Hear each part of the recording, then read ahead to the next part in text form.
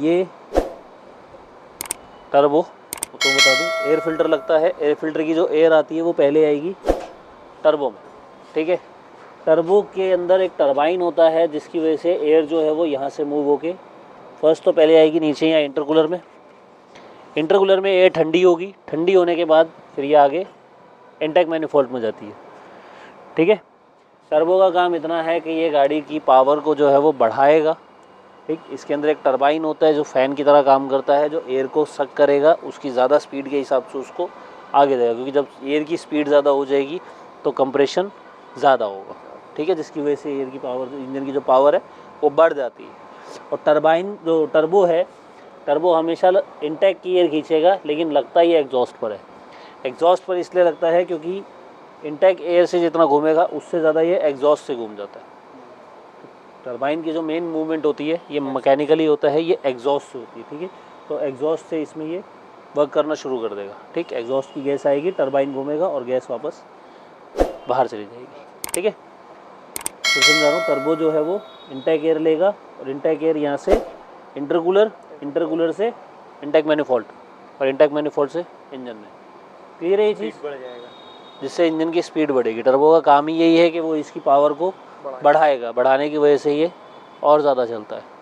और इसी में एक चीज़ और होती है, उसको हम बोलते हैं EGR।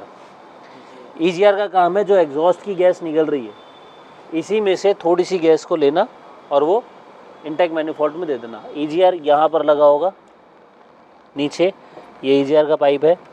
ये एग्जॉस्ट की गैस में से, क्योंकि एग्जॉस्ट की पूरी गैस नहीं निकलती, जिन गाड़ियों में EGR होता है पॉल्यूशन की वजह से क्या किया उसमें EGR लगाया है, जिनको बोलता है एग्जॉस्ट गैस रिसर्कुलेशन।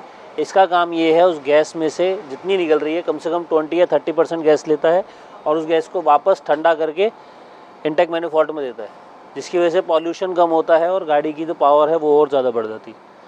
समझ आया? क्लियर है EGR का और टर्बो का काम। तीसरी चीज़, टर्बो चेक करने का तरीका मैं बता देता हूँ। इस तरफ हो, इस तरफ हो,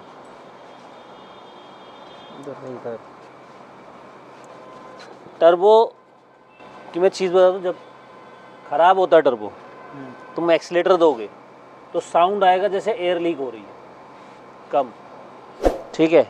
लीकेज की प्रॉब्लम इसमें बहुत मिलेगी, लेकिन इसके ख़राब होने पर अजीब साउंड आएगा और एयर लीक का साउंड आएगा, जैसे एयर हल्की सी लीक हो रही हो, ठीक है। जैसे जैसे एक्सीलेटर दोगे शू करके साउंड बढ़ना शुरू हो जाएगा, ठीक है। और इसको चेक करने का दूसरा तरीका, इसके अंदर का जो टरबाइन होता है ये, इसके ऊपर पेचकस लो, इस पर पेचकस लगा के इसको उठाओ, ऐसे ऐसे मूवमेंट करो अप डाउन। ये इतना मूवमेंट हो रहा है, जब ये ज़्यादा मूवमेंट करेगा तो ये ख़राब हो चुका है, क्योंकि टरबाइन कभी हिलता नहीं है, ये सिर्फ मूव करता है, ये इतनी मूवमेंट में नहीं आएगा, ये बहुत ज़्यादा हिल रहा है, टर्बो ख़राब हो गया, ठीक है। जिस गाड़ी में अगर तुम चेक करोगे अगर ये हिल नहीं रहा है, नॉर्मल है, तो ये टर्बो ठीक है। और जिसमें ये टरबाइन हिल रहा है, अप डाउन हो रहा है, उसमें ये टर्बो ख़राब हो चुका है। क्लियर है? ये टर्बो का समझ में आ गया। दूसरी चीज़, टर्बो चेंज होगा। तीसरी चीज़, इंटरकूलर में कई बार क्या होता है, गाड़ी लग गई या कुछ भी हो गया, पाइप फट गया, कुछ भी हो गया, तो उसमें गाड़ी स्टार्ट होती है, लेकिन गाड़ी जब चलेगी तो ये साउंड करेगी एयर लीक का, ठीक है।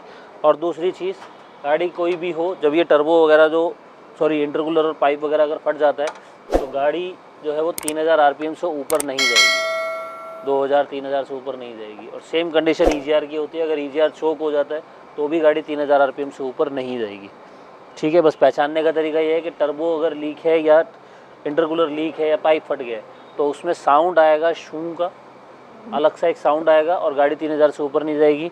लेकिन अगर EGR चोक होता है तो उसमें साउंड कोई नहीं आता, लेकिन गाड़ी तब भी 3000 से ऊपर नहीं जाएगी। क्लियर है ये चीज़? समझ में आ गया? तो ये था तुम्हारा इसका टर्बो और